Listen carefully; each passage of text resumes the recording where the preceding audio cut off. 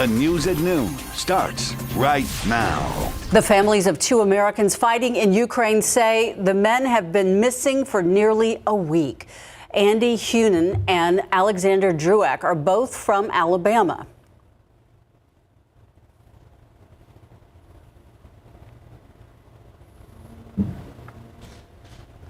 We're getting, pardon me on that. We got a little ahead of ourselves right now. We are waiting for the January 6th committee to hold their third meeting.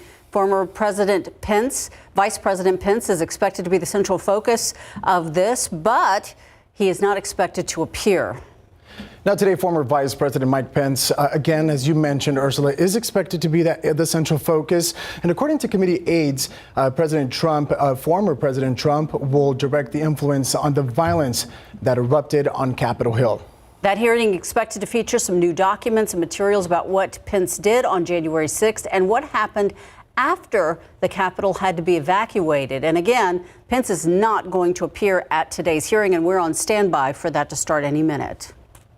Happening right now, a Texas House of Representatives committee has begun its two-day hearing as part of the investigation surrounding the Robb Elementary mass shooting. The committee is led by State Representative Dustin Burrows, former Texas Supreme Court Justice Eva Guzman, and State Representative Joe Moody of El Paso. Alicia Barrera joins us now live from Uvalde outside of City Council chambers. Alicia, what will the process for the hearings be? Good afternoon. Well, part of it will be open to the public and the media, and then other parts will be held in private. And that we're specifically referring to the actual interviewing of these witnesses that began around 10:15 this morning.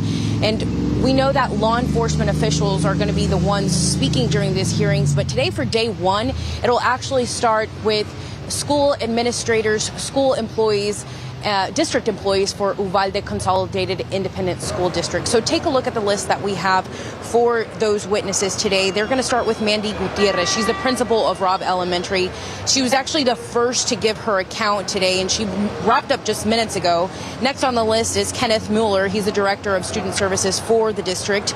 Rodney Harrison, he's the director of maintenance and operation department for the district. And then you also have Mr. Jaime Perez, as well as the superintendent for the school district.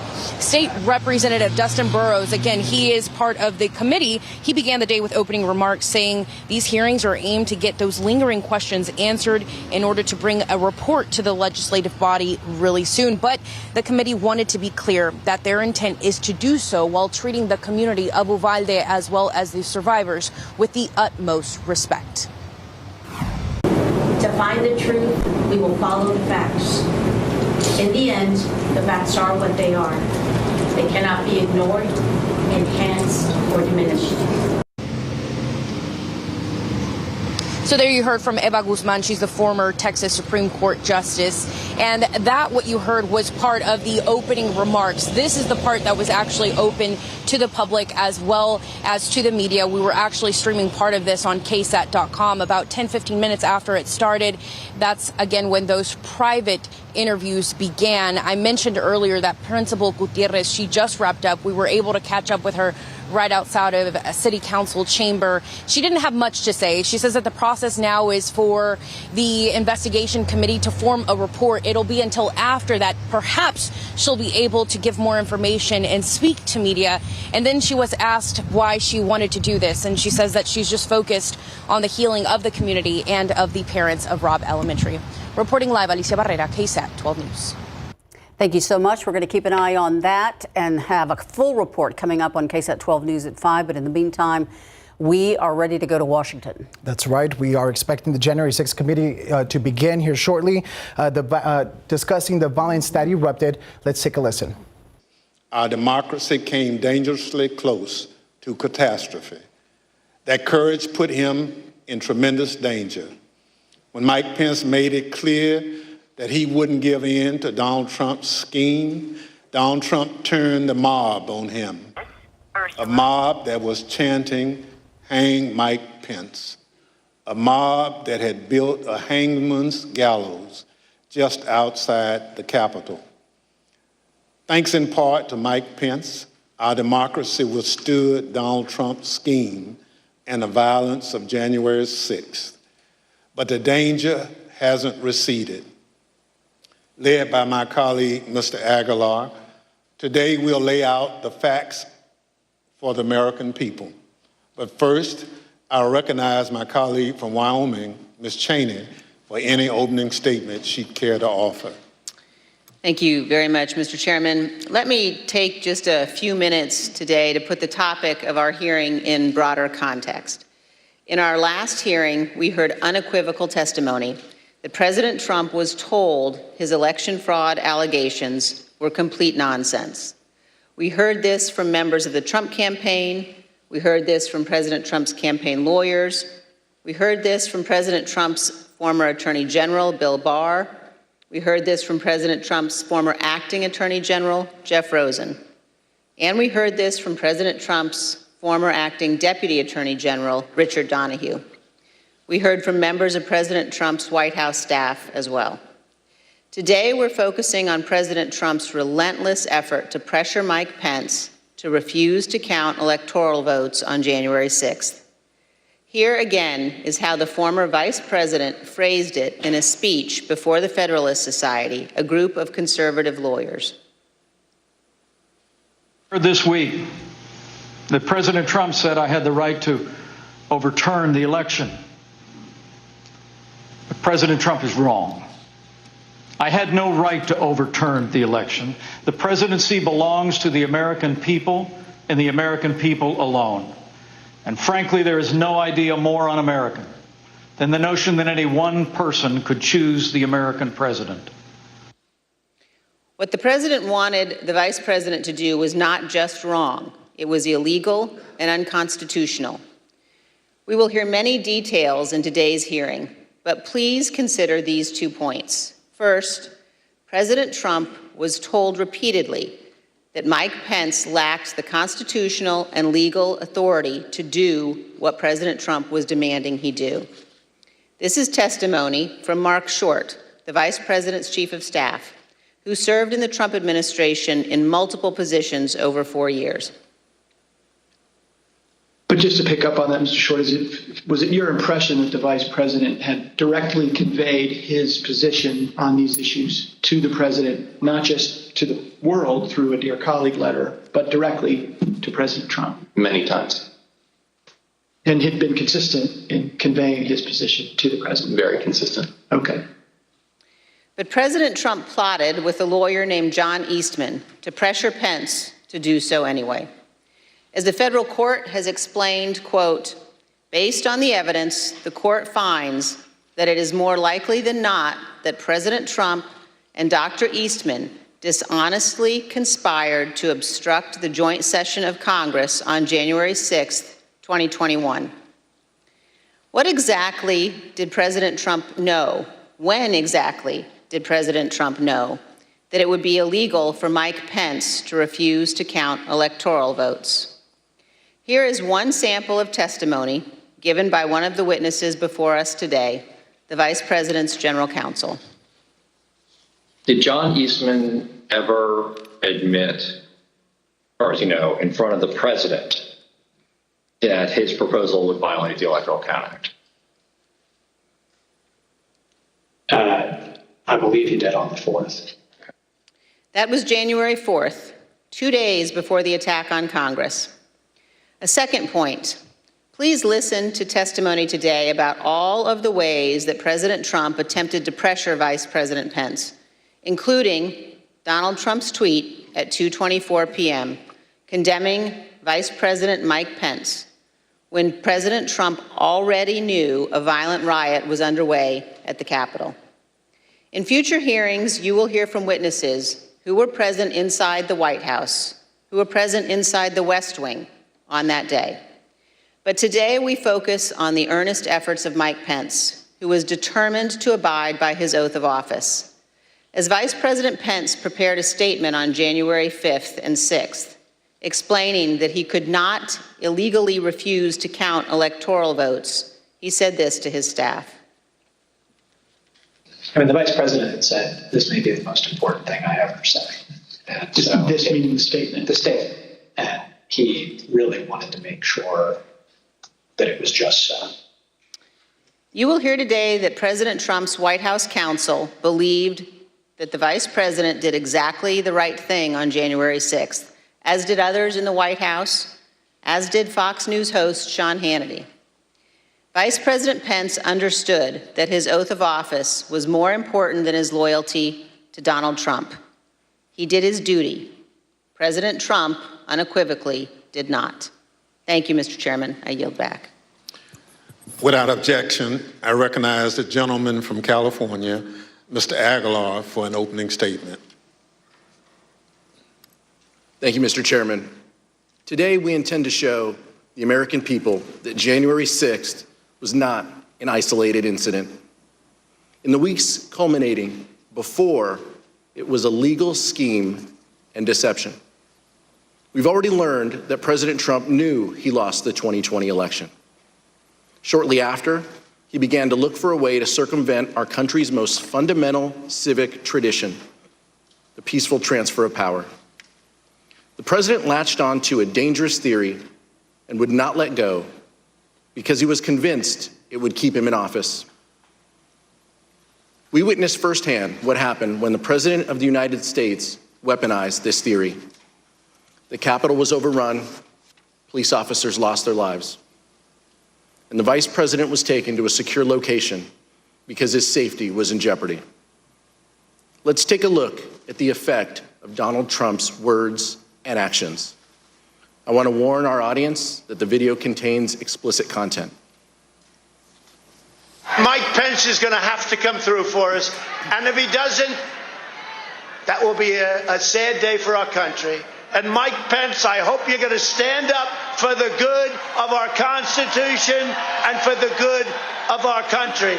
And if you're not, I'm going to be very disappointed in you. I will tell you right now. I'm telling you what, I'm hearing that Pence just caved.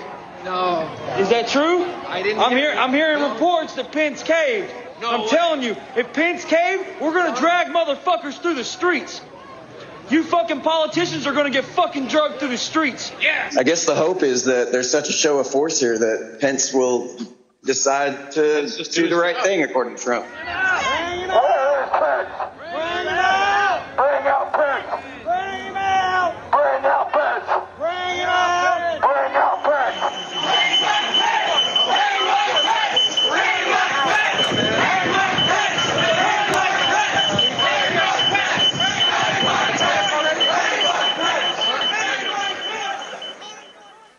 How did we get to this point? How did we get to the point where President Trump's most radical supporters led a violent attack on the Capitol and threatened to hang President Trump's own vice president? You'll hear from witnesses that Donald Trump pressured Mike Pence to adopt a legally and morally bankrupt idea that the vice president could choose who the next president can be. You'll hear about how the vice president, the White House counsel, and others told Donald Trump that the vice president had no such authority. But President Trump would not listen.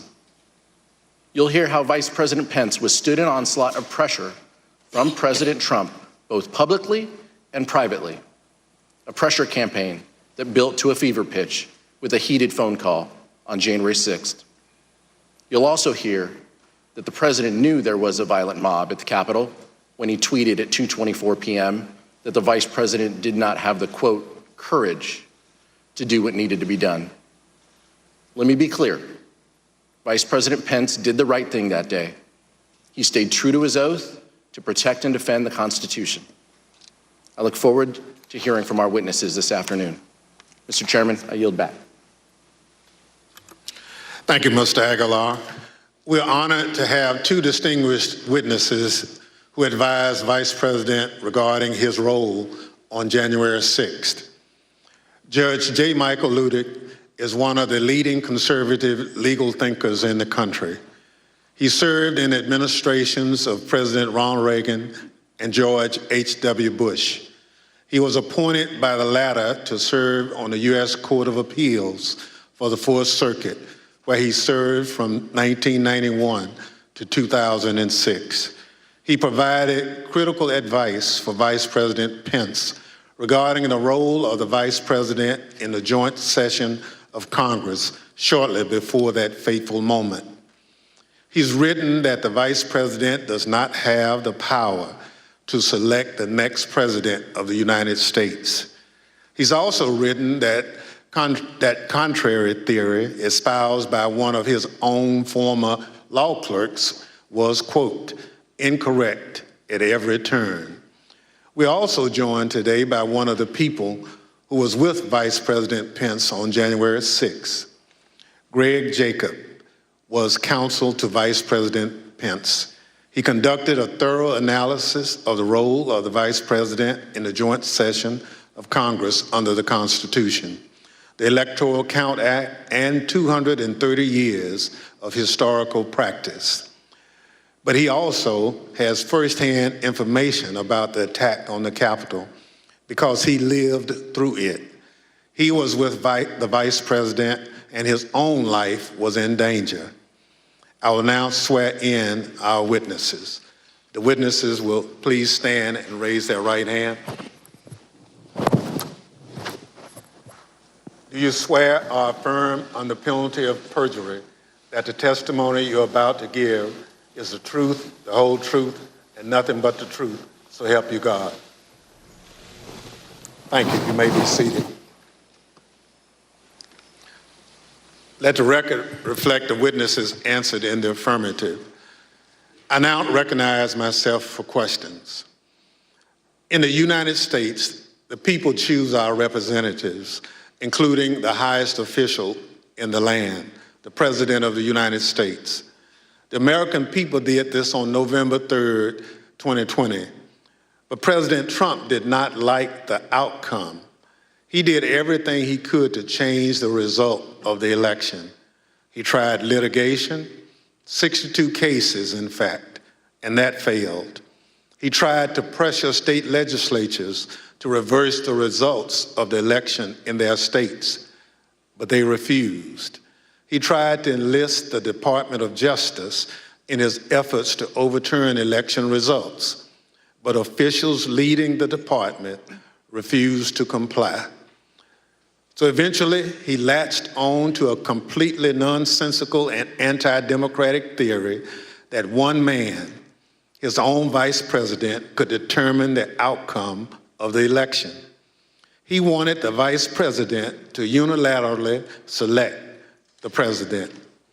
This theory that the vice president could unilaterally select the president runs completely contrary to our Constitution, our laws, and the entirety of our American experience. But that didn't matter to President Trump. I would now like to explore how President Trump came to latch on to this ridiculous legal theory that the vice president can select the president of the United States. Mr. Jacob, how did this theory first come to your attention?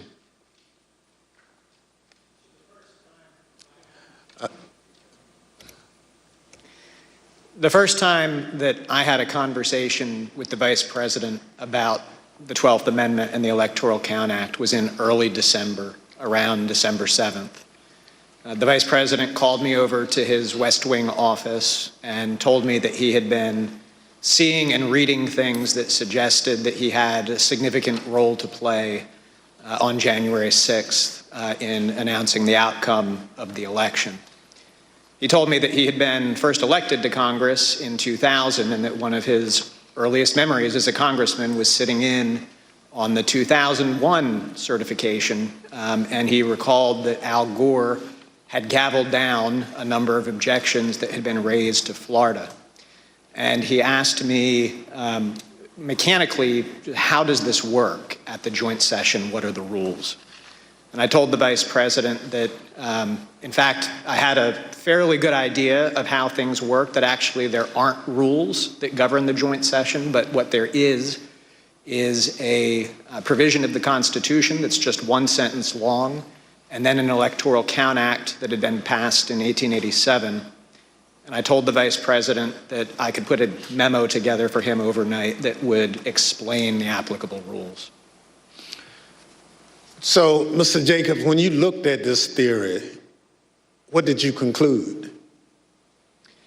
So we concluded that what you have is a sentence in the Constitution that is inartfully drafted.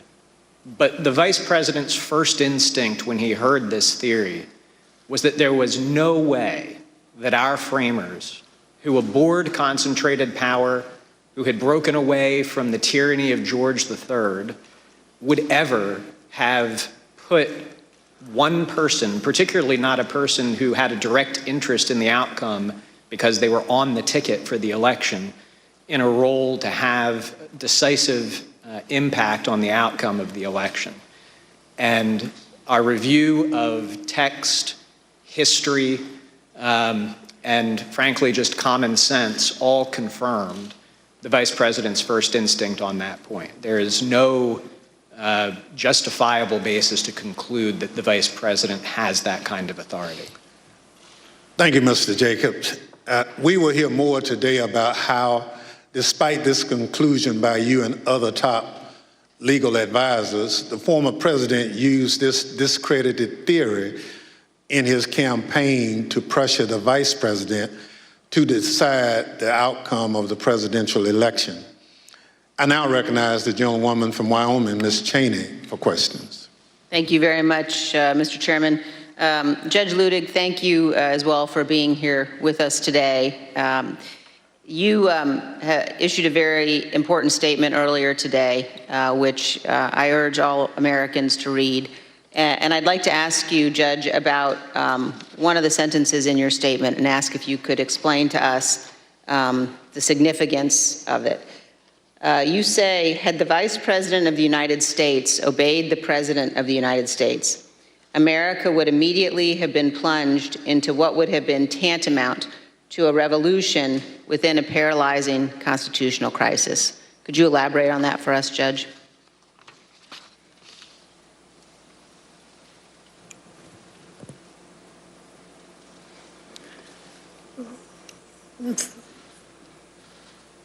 Thank you, Madam Vice Chairman.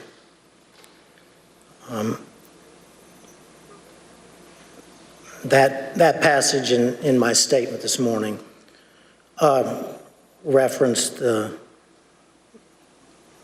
most foundational concept in America, which is the rule of law. Thus, as I interpret your question, you are asking about that foundational truth of these United States, which we call America.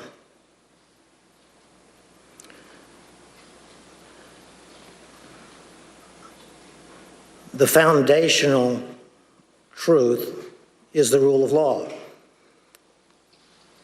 That foundational truth is, for the United States of America,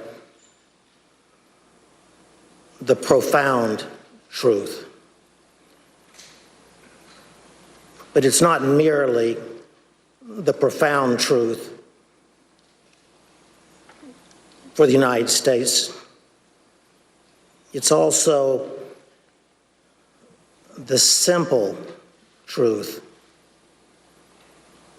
the simple foundational truth of the American Republic. Thus, in my view, the hearings being conducted by this select committee are examining that profound truth, namely the rule of law in the United States of America. The specific question, of course, before you and before the nation, not before me, is whether that foundational rule of law was supremely violated on January 6, 2021. Now, to the question specifically that you asked, Madam Vice Chair, I believe that had Vice President Pence obeyed the orders from his president and the President of the United States of America during the joint session of the Congress of the United States on January 6, 2021, and declared Donald Trump the next President of the United States, notwithstanding that then President Trump had lost the Electoral College vote as well as the popular vote in the 2020 presidential election.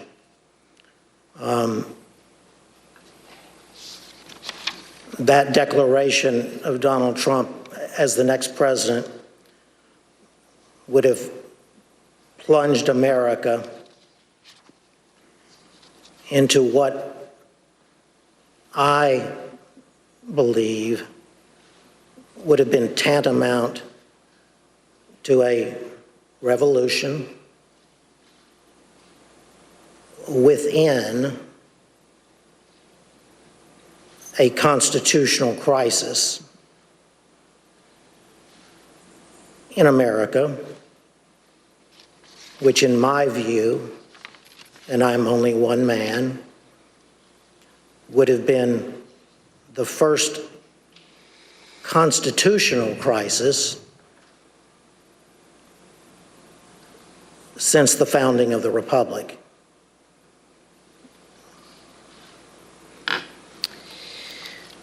Thank you very much, Judge, for your solemn attention to these issues and for your appearance here today.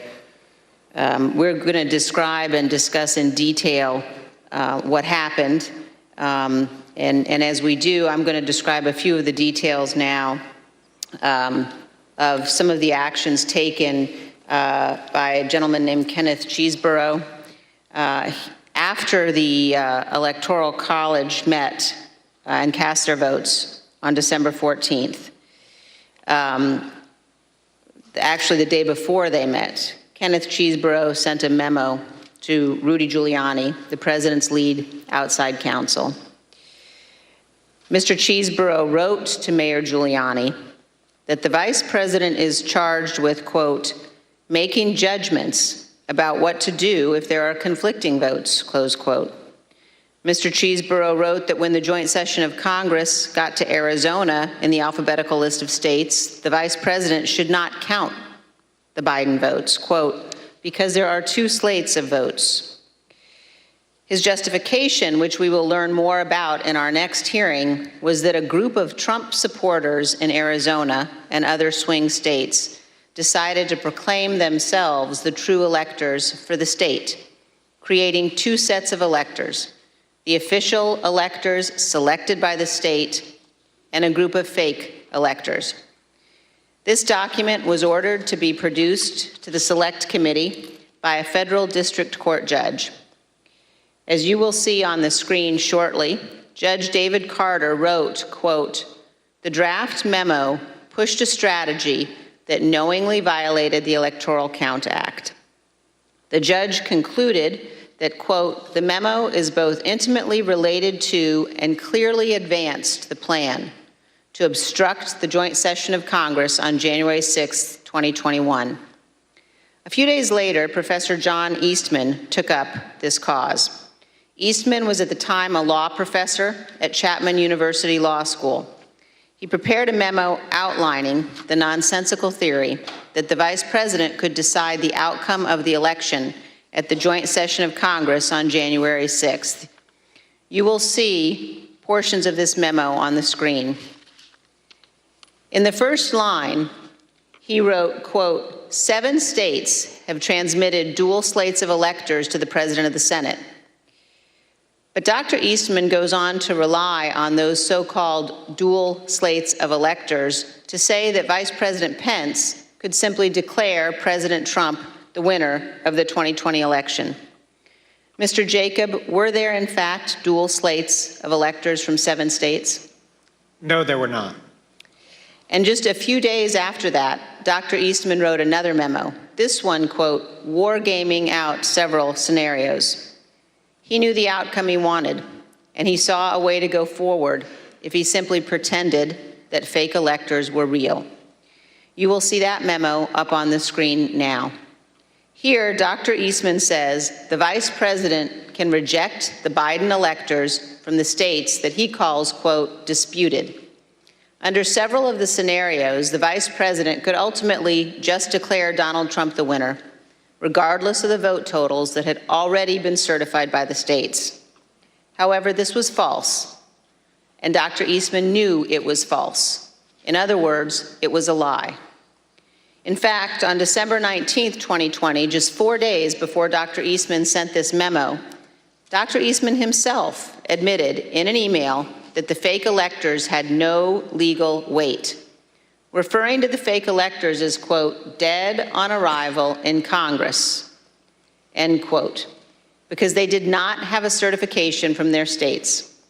Judge Ludig, did the Trump electors in those 7 states who were not certified by any state authority have any legal significance?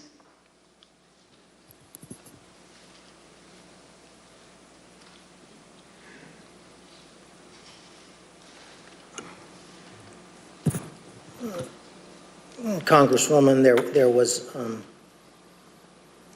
no support whatsoever in either the Constitution of the United States nor the laws of the United States for the vice president, frankly, ever to count alternative electoral slates from the states that had not been officially certified by the designated state official in the Electoral Count Act of 1887. I did notice in the passage from Mr. Eastman's memorandum, and I took a note on it,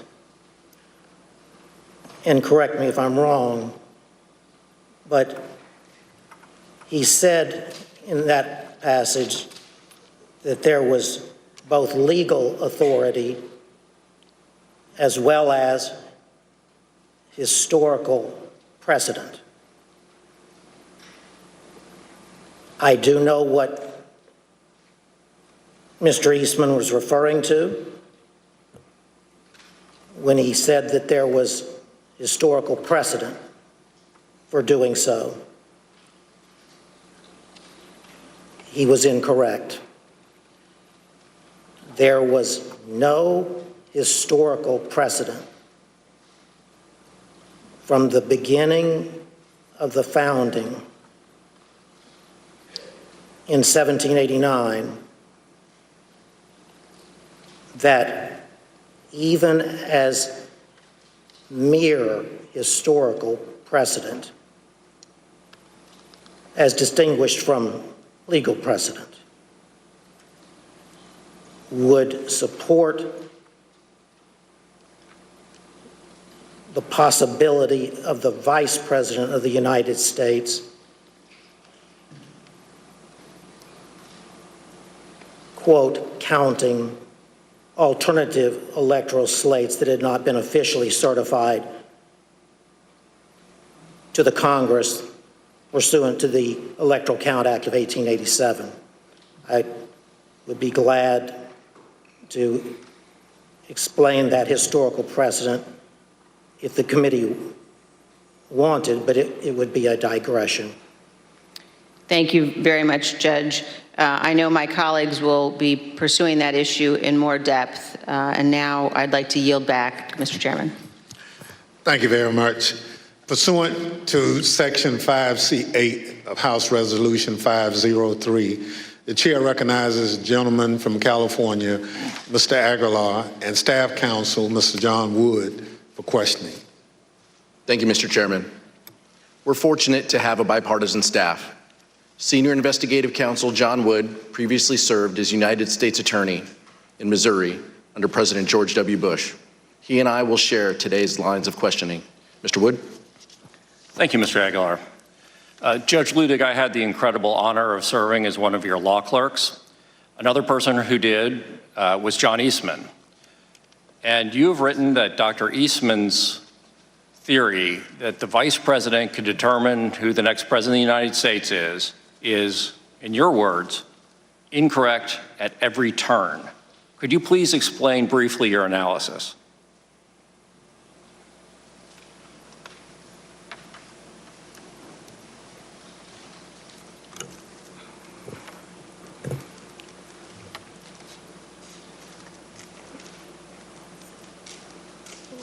It was my honor, Mr. Wood, to have you serve as my law clerk.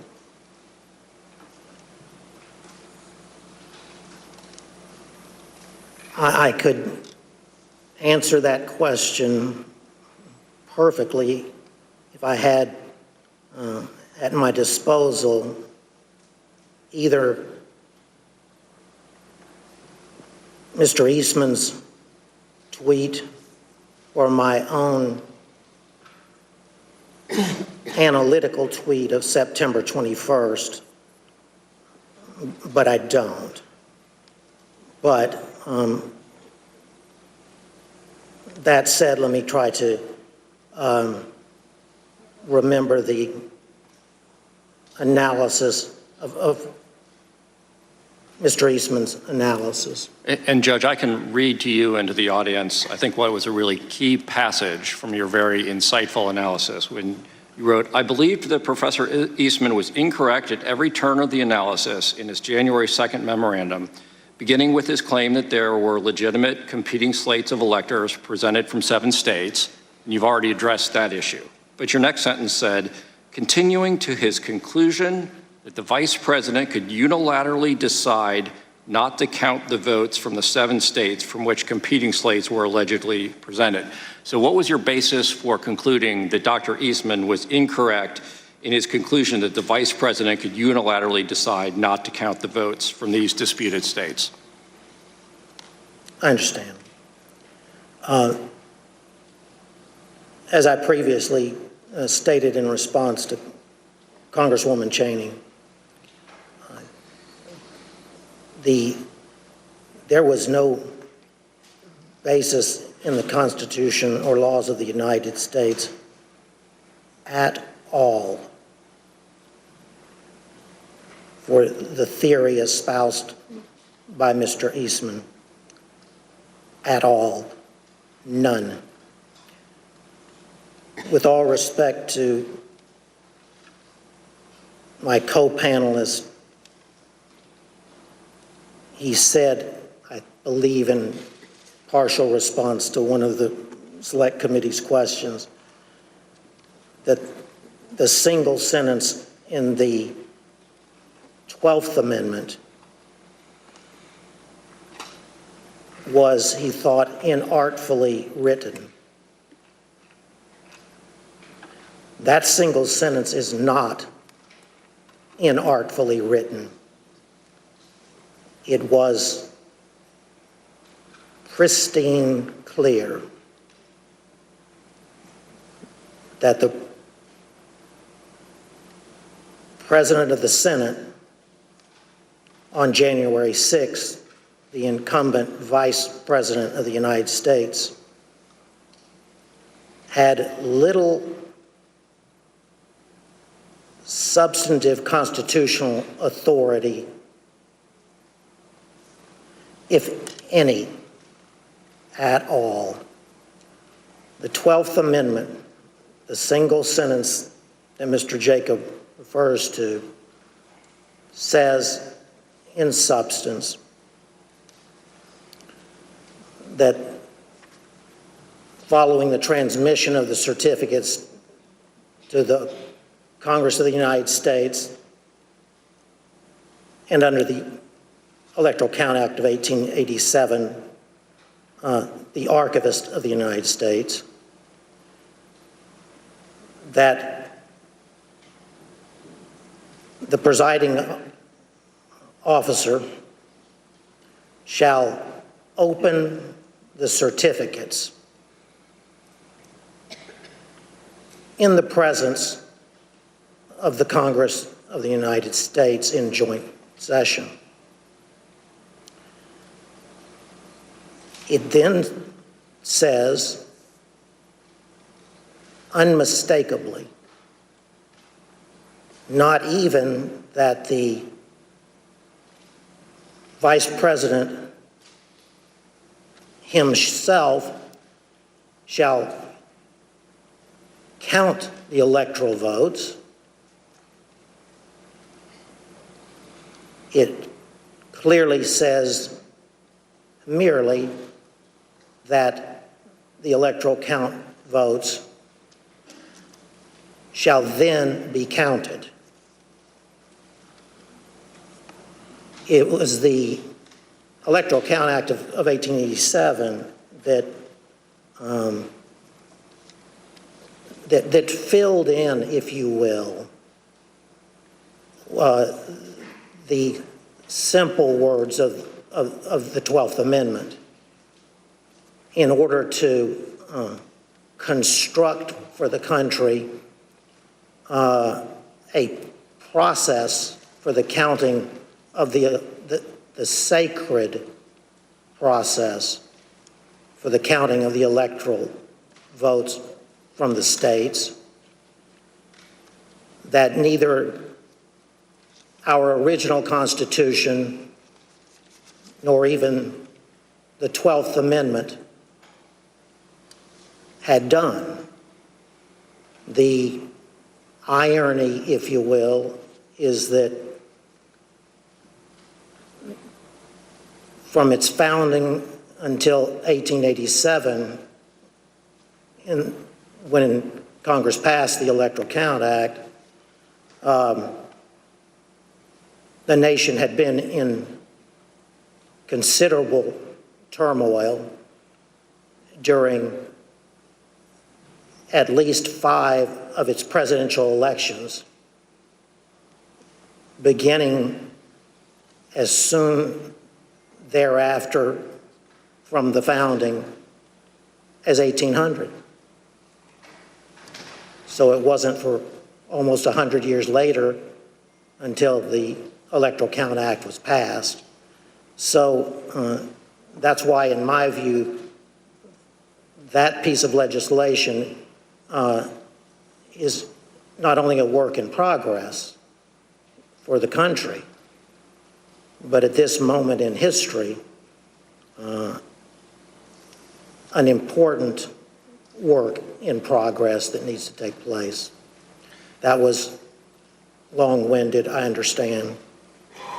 Well, Judge Ludig, at the risk of oversimplifying for the non-lawyers who are watching, is it fair to say that the 12th Amendment basically says 2 things happen? The Vice President opens the certificates and the electoral votes are counted. Is it that straightforward?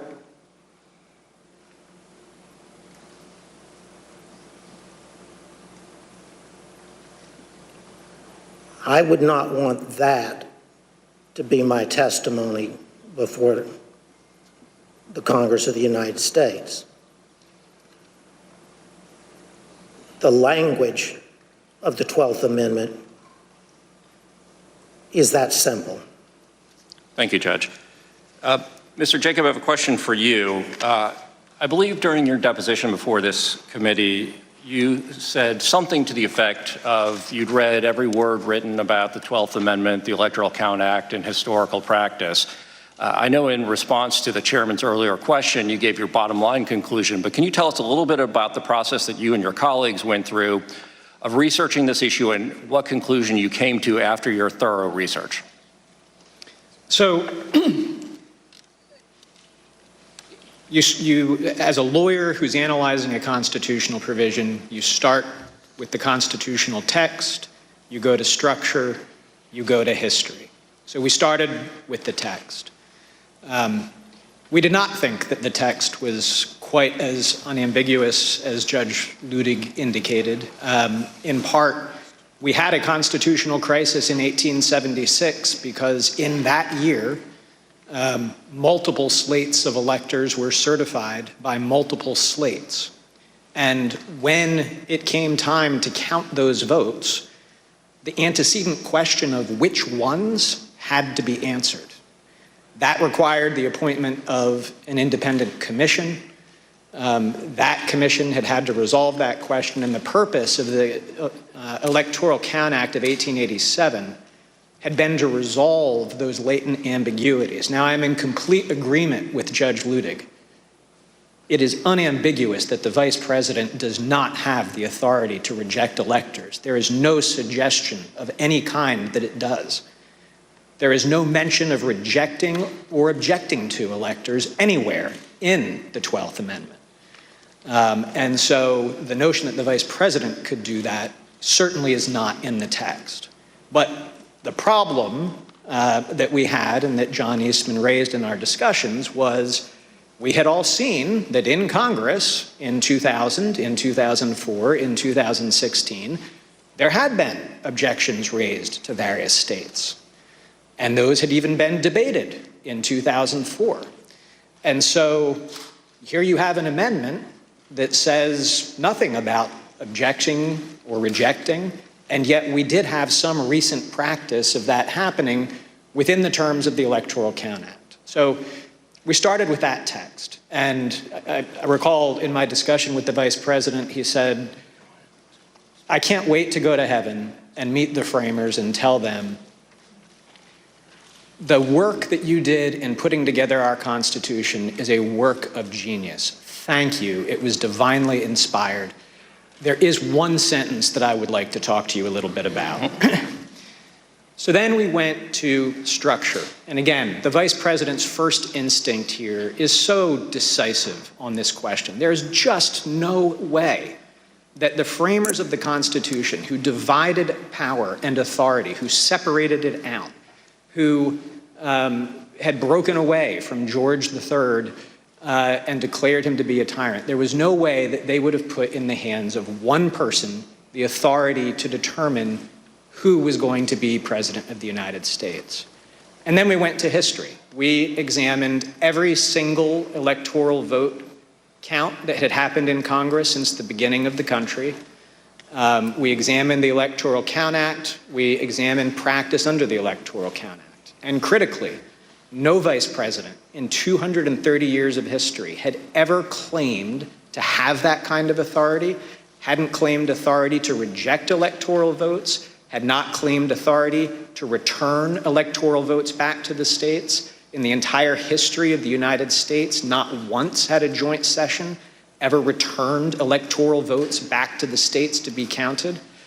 And in the crisis of 1876, Justice Bradley of the United States Supreme Court, who supplied the decisive final vote on that commission, had specifically looked at that question and said, first, the vice president clearly doesn't have authority to decide anything, and by the way, also does not have authority to conduct an investigation by sending things back out for a public look at things. So the history was absolutely decisive. And again, part of my discussion with Mr. Eastman was, if you were right, don't you think Al Gore might have liked to have known in 2000 that he had authority to just declare himself president of the United States?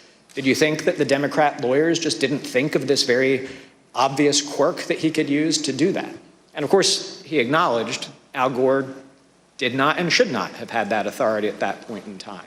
But so text, structure, history, I think what we had was some ambiguous text, that common sense and structure would tell you the answer cannot possibly be that the vice president has that authority. As the committee already played the vice president's remarks, there is almost no idea more un-American than the notion that any one person would choose the American president, and then unbroken historical practice for 230 years that the vice president did not have such an authority. Thank you. I reserve the remainder of my time. Mr. Jacob, you weren't the only one who knew that the legal theory was wrong, though. Here's what various advisors to the president thought about that theory. You've been clear repeatedly with Mr. Meadows about you and the vice president having a different view about his authority on January 6th. I believe I had. Did Mr. Meadows ever explicitly or tacitly agree with you or say, yeah, that makes sense, or okay?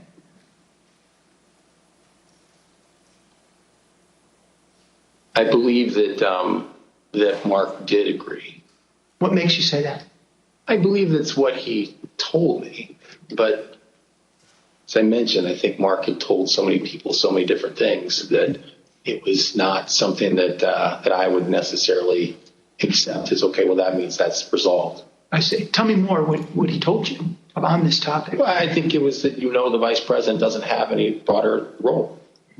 And I think he was understanding of that. So despite the fact that he may have said other things to the president or others, to you, he said he understands the vice president has no role. Yes. Okay. Did he say that to you several times? A couple of times. Mm-hmm. Before January 6th? Yes. The way it was communicated to me was that Pat Cipollone thought the idea was nutty and had at one point confronted Eastman basically with the same sentiment. Pat expressed his admiration for the vice president's actions on the day of the 6th and said that he concurred with the legal analysis that our team had put together to reach that point. It made no sense to me that in all the protections that were built into the Constitution for a president to get elected and steps that had to be taken, that the power to choose the next president would be sitting with the vice president. Do you know if Mr. Clark or Mr. Morgan, thought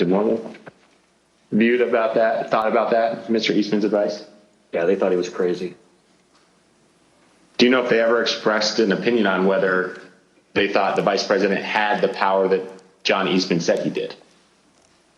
I know for a fact I heard both say that his theory was crazy, that there was no validity to it in any way, shape, or form. And did they express that before January 6th? Yes. To whom? I think anyone who would listen. Okay. What were your prior interactions with Eastman? He described for me what he thought the ambiguity was in the statute, and he was walking through it at that time. And I said, hold on a second, I want to understand what you're saying. You're saying that you believe the vice president, acting as president of the Senate, can be the sole decision maker as to, under your theory, who becomes the next president of the United States? And you said yes. And I said, are you out of your effing mind? Right? And that was pretty blunt. I said, you're completely crazy. I said, you're going to turn around and tell 78+ million people in this country that your theory is this is how you're going to invalidate their votes because you think the election was stolen. And I said, they're not going to tolerate that. I said, you're going to cause riots in the streets. And he said, words to the effect of there's been violence in the history of our country, Eric, to protect the democracy or protect the republic.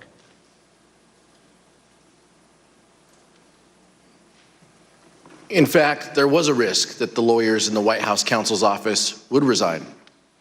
For example, Fox News host Sean Hannity expressed concern that the entire White House counsel's office could quit. As you can see from these texts, Mr. Hannity wrote to White House Chief of Staff Mark Meadows that, quote, "We can't lose the entire White House counsel's office. I do not see January 6th happening the way he is being told." A few days later, on January 5th, Mr. Hannity wrote to Mr. Meadows that, quote, I'm very worried the next 48 hours. Pence pressure, White House counsel will leave. While Sean Hannity was apparently very concerned about the possibility that the White House counsel would resign in protest of the president's effort to force the vice president to violate the Constitution, some others close to the president were more dismissive of the White House counsel's position. Here's what Trump's son-in-law and senior advisor Jared Kushner said during his deposition regarding the White House counsel Pat Cipollone's threats to resign. Jared, are you aware of instances where Pat Cipollone threatened to resign? I kind of, like I said, my interest at that time was on trying to get as many pardons done. And I know that, he was always, him and the team were always saying, oh, we're going to resign. We're not going to be here if this happens, if that happens. So I kind of took it up to just be whining, to be honest with you. The president's own lead outside counsel, Rudy Giuliani, also seemed to concede that the vice president did not have the authority to decide the outcome of the election or send it back to the states.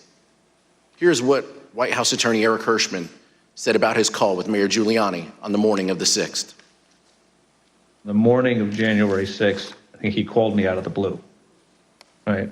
And I was like getting dressed. And we had an intellectual discussion about Eastman's, I don't know if it's Eastman's theory per se, but the VP's role. And he was asking me my view and analysis and then the practical implications of it. And when we finished, he said, like, I believe that, you're probably right. I think he thought we're done that it would be something he'd have to consider if he was sitting on the bench. But he'd probably come down in that, you couldn't interpret it or sustain the argument long term. Of course, the fact that Mayor Giuliani seemed to admit that the theory was wrong did not stop him from going before the crowd just a few hours later on January 6th and saying the exact opposite. Here's Mayor Giuliani's speech at the Ellipse rally on January 6th. We're here just very briefly to make a very important 2 points.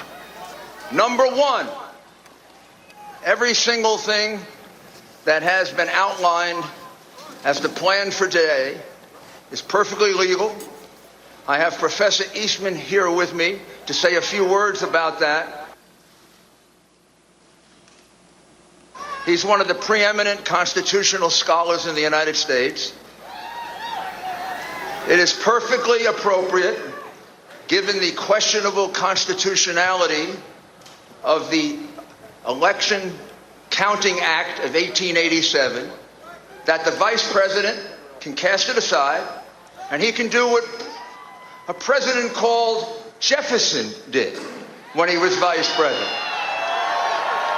He can decide on the validity of these crooked ballots,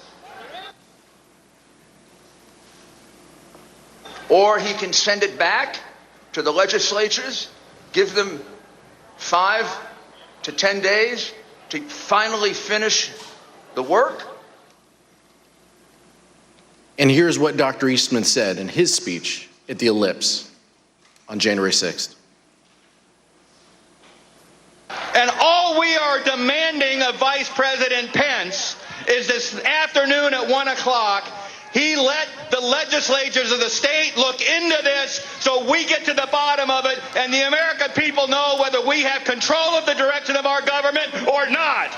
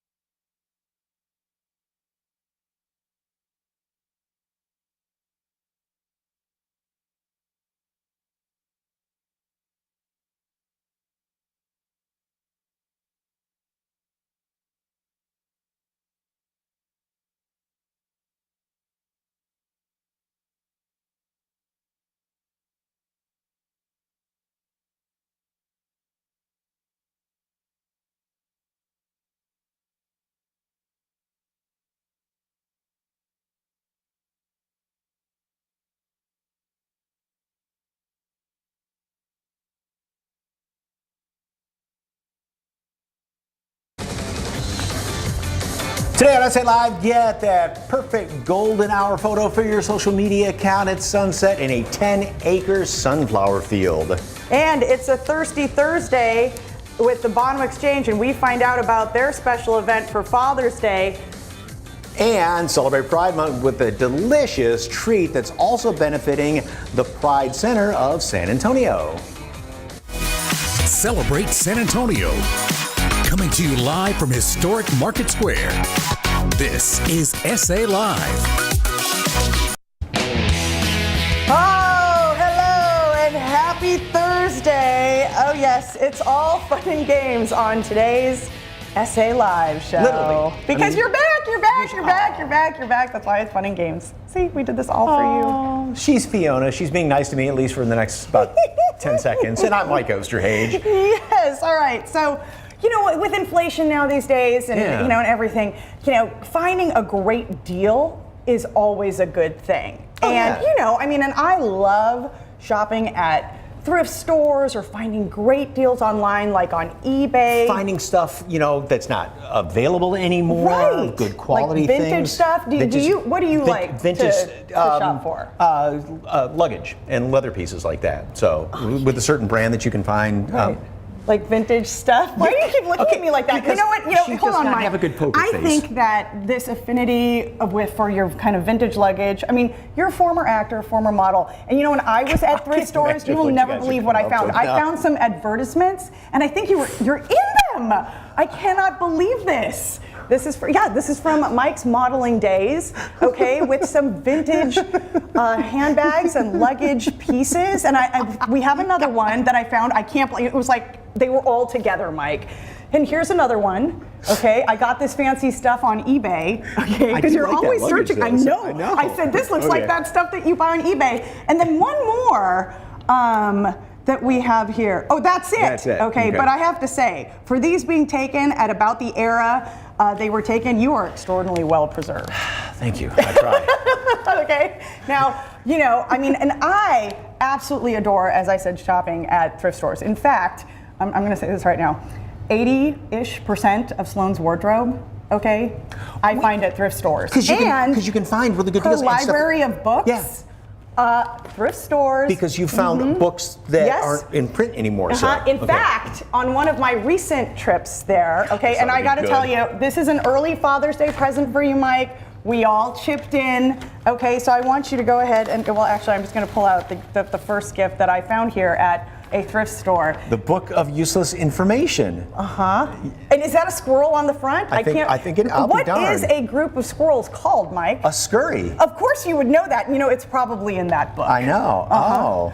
I know Bonnie is going to hate me because you are going to bring this home. But there's also one more present in here for you. And we all chipped in on this also. It's the ultimate burger press. You know, we had them on the show yesterday. Yes, okay. And we completely bought that off them. All of us chipped in. Enjoy your Father's Day weekend. Thank you very much. Let us know, what's your cool thrift shop find? Either you have a photo of it or let us know at SA Live KSAT on Facebook and Twitter. A baby bat is called a pup. Oh, I'm going to regret this. A baby this. blue whale is 25 feet long at birth. Our first guest today is gearing us up for some fun this Father's Day and Independence Day. Yes, Lupe Chavez, owner of the Rustic Brush in Hollywood Park, brought some projects that you can make at their shop. And if, Mike, you stand right there with that backdrop, it looks like another ad that you were in as a model. It does. Here, I'll do this. So, all right. Now, we've got these great game boards right now. Tell folks what they are and how they can make them. They're wooden game, summer game projects. You can just book an event. We provide all the wood, the stencils. You just come on in and we'll provide you with instructions to create it and customize it, make it your own. And you know, and he's drunk with power right now. But as you mentioned, these are I missed you. Yeah, it's over there. I know what you were doing there. But you can customize these. These are blanks. Yes, absolutely. And so what would be some examples of what people would put on there? You can put your name, you can put a family logo, you can put initials. We have people that want to put their favorite sporting teams or a kid's sporting team. How long have you been off this show? Or dad's name. In front of the cameras and stuff. What are you doing? Okay. You can put dad's name. All right. Oops. Oh, no. Sorry, John. Ooh, you almost got in trouble with engineering. I know. Okay. All right. And then I've got another game right here in front of me, and this is a kind of a ring toss, right? Ring toss, and it's fairly simple to make. The kids love painting these bottles. You can custom your colors. You can paint, choose your stain. Kids just love making these. These are just so simple, and they're so fun and easy to make. One. Look, I did get one, and I would have gotten that second one, but you blocked me.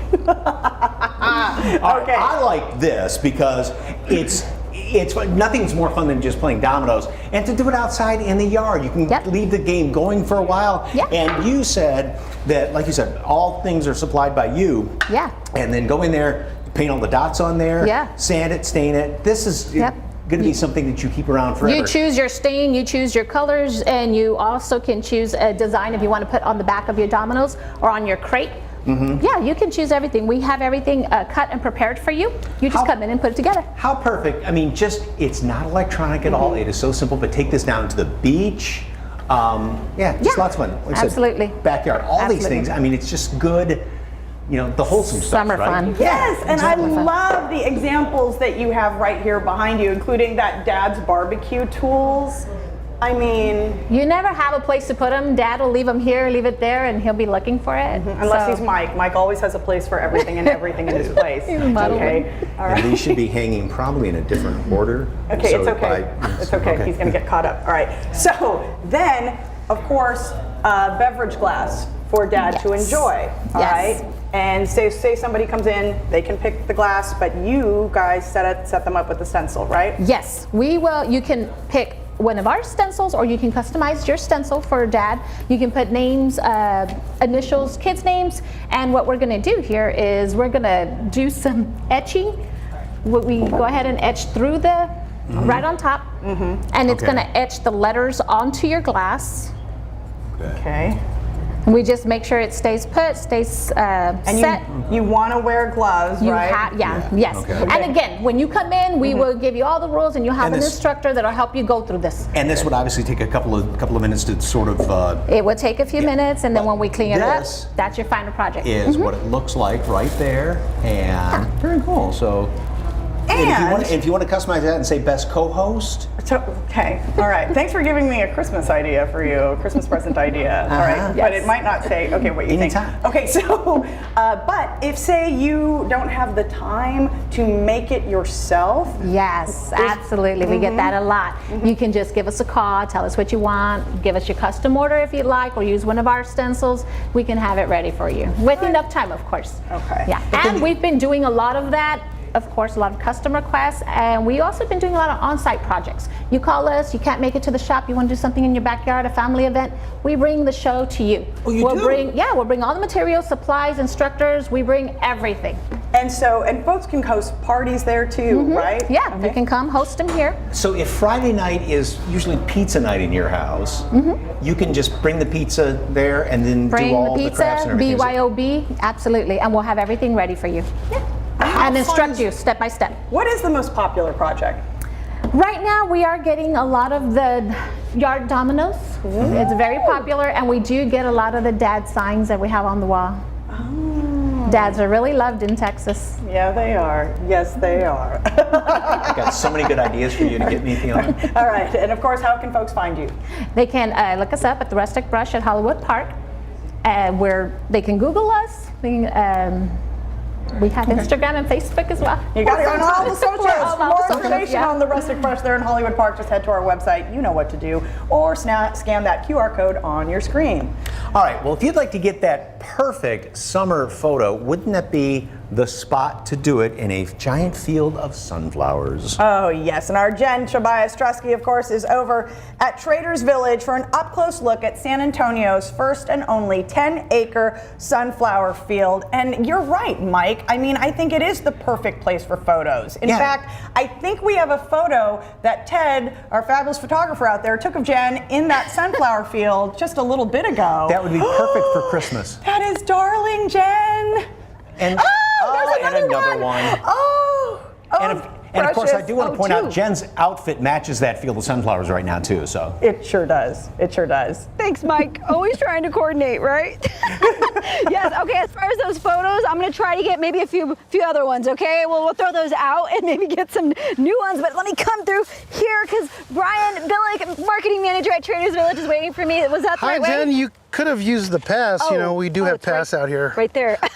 Sorry. Okay. But it's okay. Having too much fun out here. Brian, now this is beautiful. It's 10 acres here at Traders Village off Loop 410 and Pearsall Road, but there's a beautiful inspiration behind the field. Please tell our viewers about it. So last year, around January, I was flipping through photos of my son Damon, who was 13. He passed away 4 years ago from osteosarcoma bone cancer. There was a particular photo of him at a Sarcoma Foundation of America event where he was standing in front of some sunflowers, and it just kind of got me thinking, we already do a 10-acre corn maze in the fall. Wonder if we could do sunflowers. So started learning about sunflowers, and then after about 2 weeks, pitched it to our general manager, Rudy, then we pitched it to our president, and by February, March, we have a 10-acre sunflower field. Beautiful, the inspiration, and then you can see the cancer sign there. You mentioned that you have people that come visit and they've overcome cancer, and they're sitting there taking pictures, and that means a lot to so many people, right? Well, you know, sunflowers have a history of saying that they're about hope.